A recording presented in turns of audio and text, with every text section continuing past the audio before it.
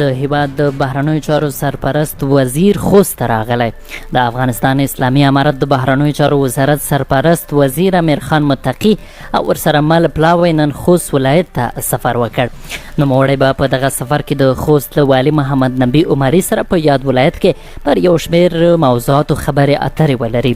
د طالبانو واک ته له رسېدو وروسته دا لومړی لوړپوړی چارواکی دی چې خوست ولایت ته سفر کوي یا د ولایت د ولسونو سره له نږدې ګوري.